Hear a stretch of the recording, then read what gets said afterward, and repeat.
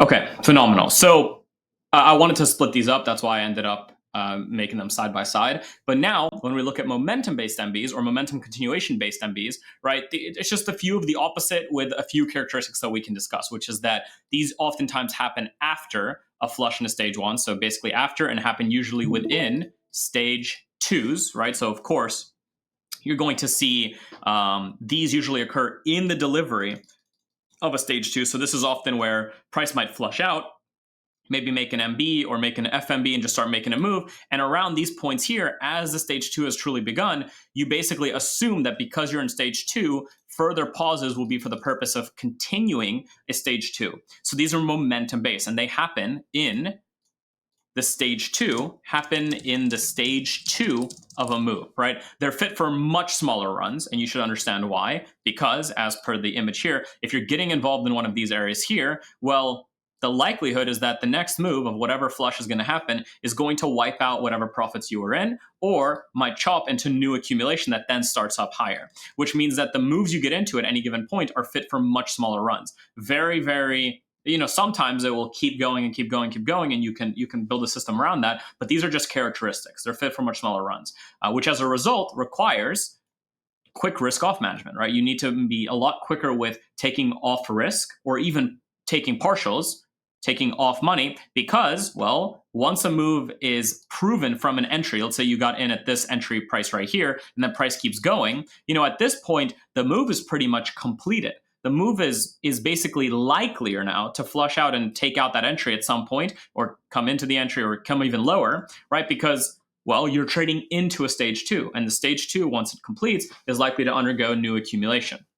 Which of course then leads us to the next understanding, which is if we're taking off our risk faster, if we are partialing faster, then of course we are requiring, or these require, smaller RRs. So if on average, let's say your accumulation-based MBs give you an RR of like 1 to 3, 1 to 2, maybe 1 to 5, 1 to 10, 1 to 20, whatever it might be, these ones, the game changes. A lot of the time a completion of a trade might be a gain of 0.5 R in terms of 1 R risk. So if you don't know what R is yet, because maybe it hasn't been talked about in the basic course material yet, or we just haven't covered it in this portal yet, right? And R is just a unit of risk. So the way I want you to think about it is, you're risking $1 to make $0.5, or, if we're looking at 1 to 20, that's like risking $1 to make $20, right? Or if we scale our account, it's like risking $10,000, right, to make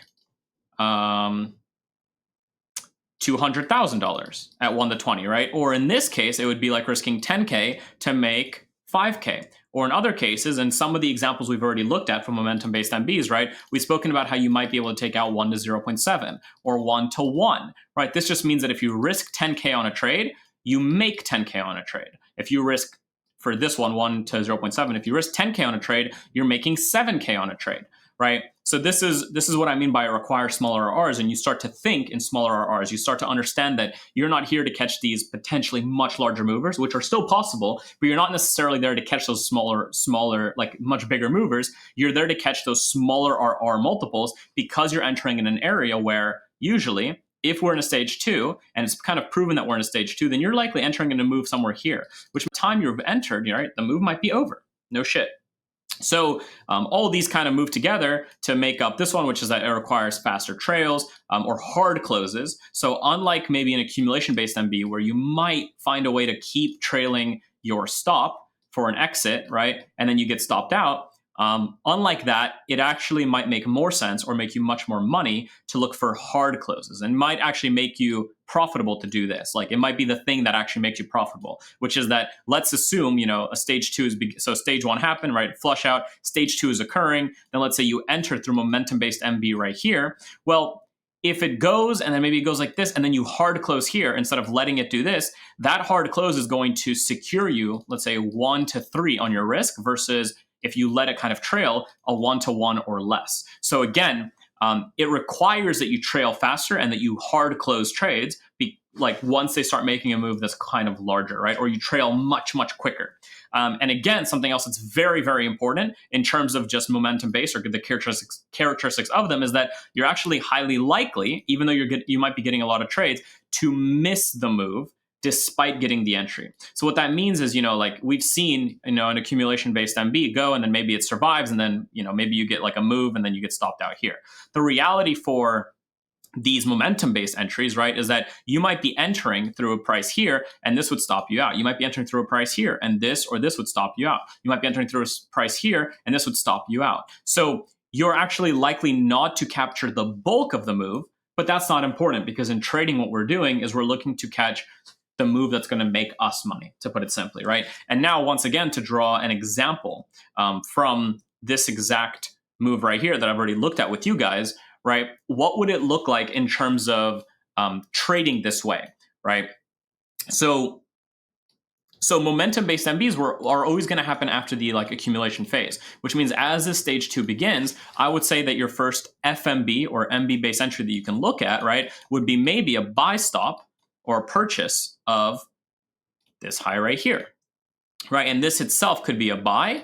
And in this case, it worked really well. It just took off, but that would be an example, right? Maybe it has kind of like this 1, 2, 3, 4, 5. You probably start ignoring it here. Stop trading it here. Then price. This is a great example right here where the accumulation-based MBs kind of occur. They kind of occur. Let me get rid of this. The accumulation MBs kind of occur. Then clearly price takes off without making another double MB or something around here. So instead, it's more like FFMB1, FMB2, and that's what kickstarted the move, but it wasn't tradable necessarily. Like for myself, it wouldn't.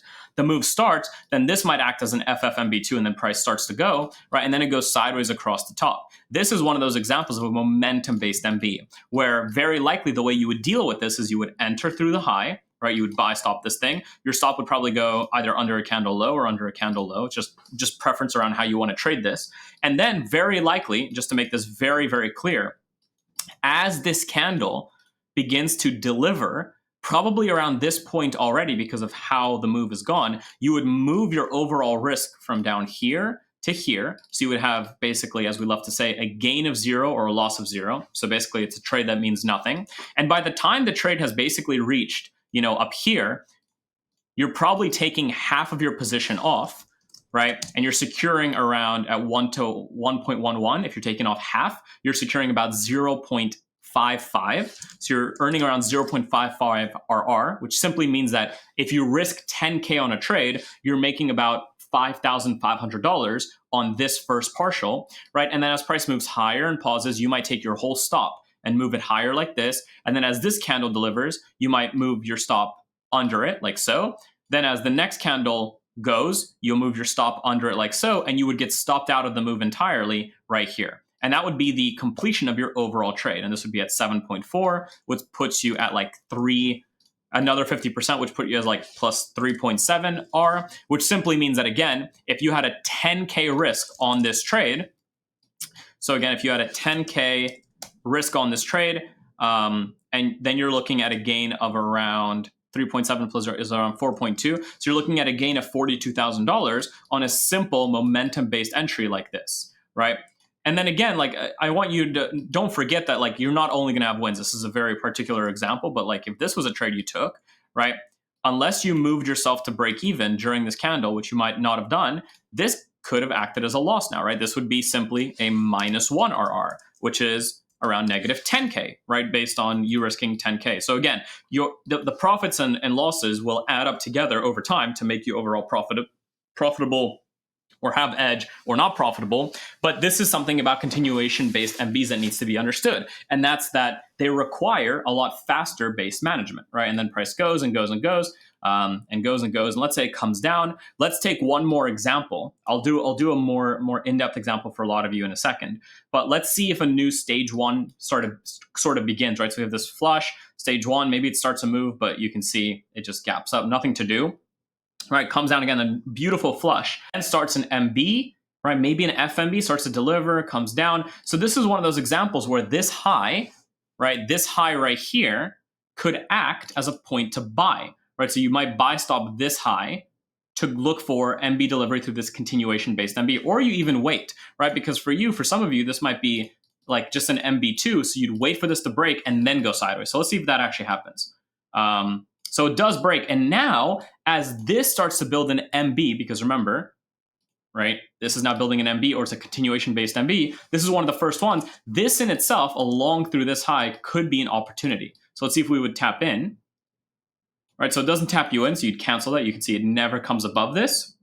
You'd wait. Then it goes through this another like accumulation, right? So this becomes a stage one or like a flush. It's stage one-ing, MB1, MB2. Let's see if it starts to move higher. It doesn't, and then it falls down, and there's nothing to do, nothing to do. Then you have a major flush that starts a new accumulation, right? Starts a new accumulation, goes through a flush, starts a new accumulation, starts to move, and then again, this is a phenomenal example. This would be like a continuation-based MB right here if you buy stop this high. So once again, if I just zoom in on this, because I want to really reiterate the characteristic of these kind of trades, which is that you are required to have much faster management for them, this would be your tap in. So let's say you got tapped into this trade right there. So your overall trade would look something like this. You'd get tapped in, your stop would probably be like at this low, under this low, and then you'd wait, right?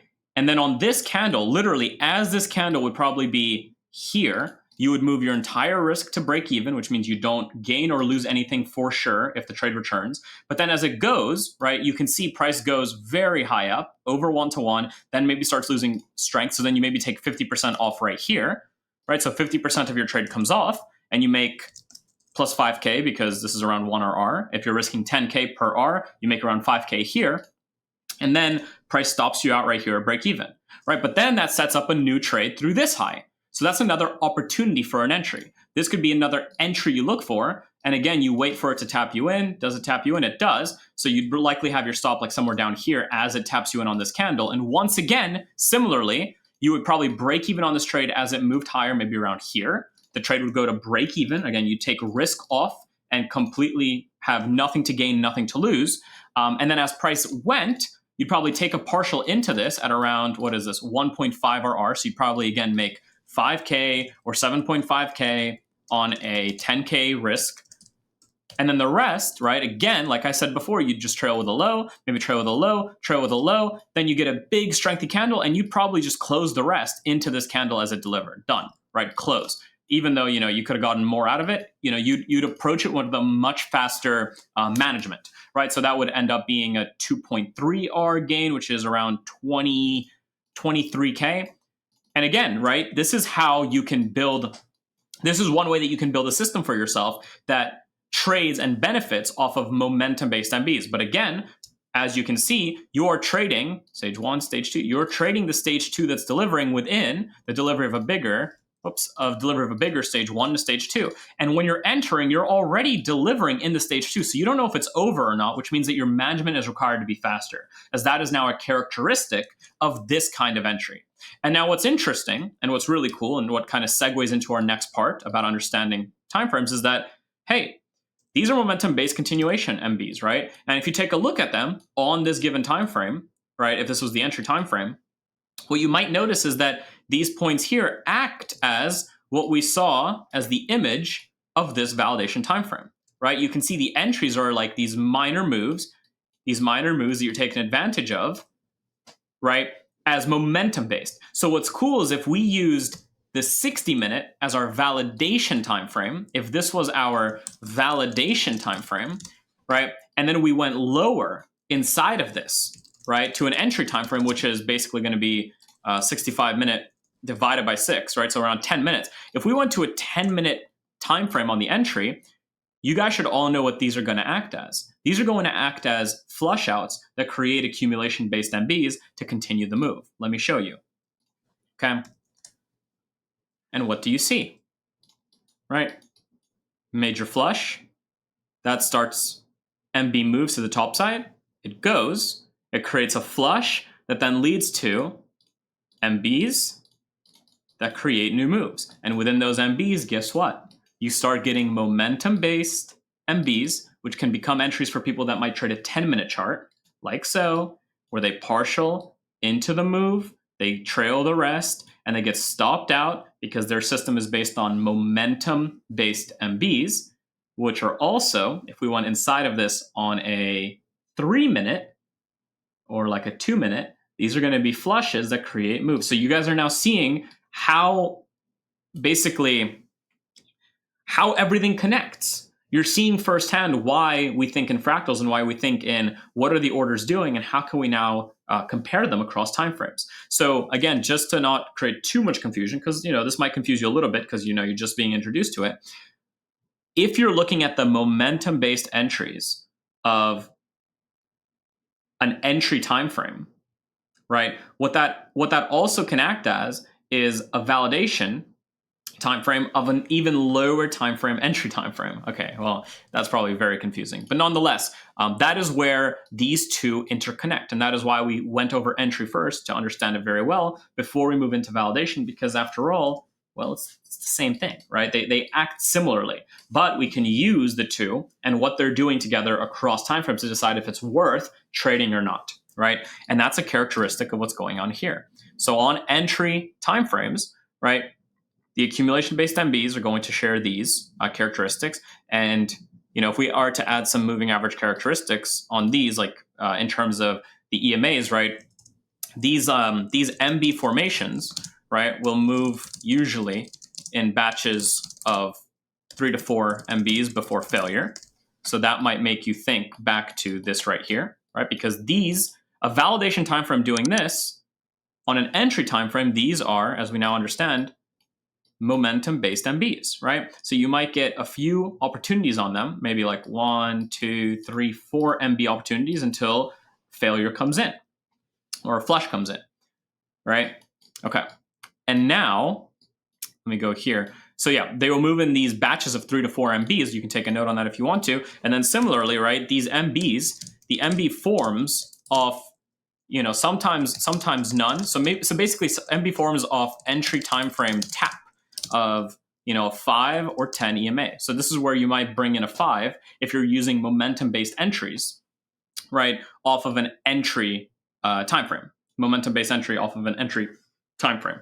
But mainly, as you saw right here, right, if these are the entries you're looking for, you can see prices sometimes they come to the 10, right? Sometimes they just stop above the 10, but for the most part, there's a respect of 10 and 20 in delivery, right? And those are the momentum MBs that get created to give you potential entries, right? So then you might get something like 1, 2, maybe even trade this one right here, right? This is still momentum-based entry through the top here if it wants to go, right? Maybe if it pauses like this, you can even consider this as a momentum MB-based entry right there, right? Then it comes down and there's nothing to do because it doesn't tap you in, and then it goes into this time frame's flush to create new potential MBs, right? Beautiful, absolutely beautiful. So those are your characteristics. Now, again, if this confused you a little bit, that's perfectly fine. We're going to look at examples. We're going to see more, as you've already seen before, where I've looked at examples with you and said, hey, if these are the accumulation-based entries, as we've already done through the initial double MB or the fractalized MBs or double fractalized MBs or FFMBs, the ones that happen beyond or into delivery of the stage 2 start acting as momentum-based entries. And because this is how moves deliver. And now on an entry time frame, usually what you'll get is a version of this, right? A few MBs to the top side before extension. And if you take a look again at any of these examples, you're going to see that same thing happen. You kind of get this 1, 2, maybe 3 here, 4 into failure, right? Then it accumulates again. And what do you get? Like this 1 maybe, 2, 3, 4, right? Kind of moves, right, for even one candle and then fails drastically, right? And then fails big time. And again, that's the exact same thing. That's what you see over, like, look back here.